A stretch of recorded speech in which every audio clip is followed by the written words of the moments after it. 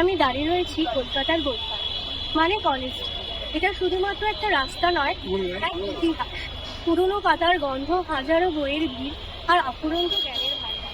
আজ আমি তোমাদের নিয়ে যাব সেই জাদুকরি দুনিয়া। চলো ঘুরে আসি। এখন আমি চলে যাচ্ছি কলেজ স্ট্রিটের গলিতে।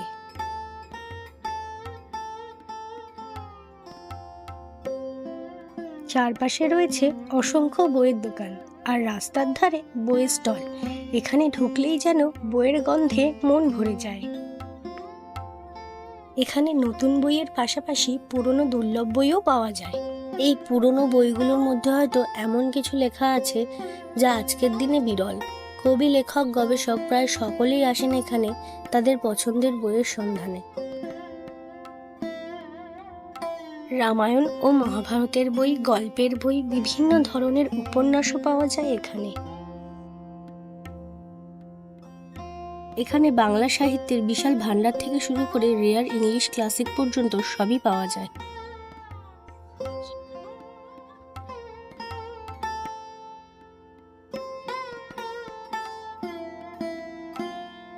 এমনকি এখানে নেট সেট ও প্রতিযোগিতামূলক পরীক্ষার বইও সহজেই পাওয়া যায়।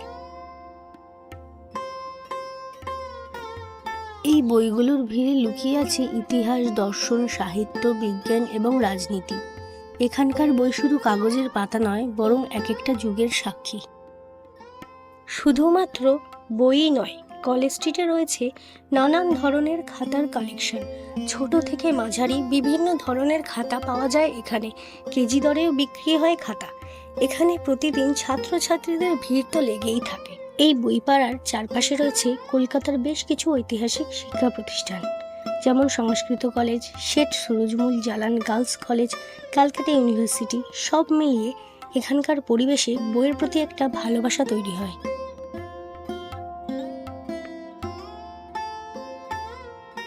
যদি তুমি বইপ্রেমী হও, তবে কলেজ স্ট্রিট তোমার জন্য স্বর্গরাজ্য। এখান থেকে ঘুরে না গেলে কলকাতার আসল স্বাদটাই মিস করবে। একবার অবশ্যই আসো, হয়তো তোমার কাঙ্ক্ষিত বইটি এখানেই অপেক্ষা করছে।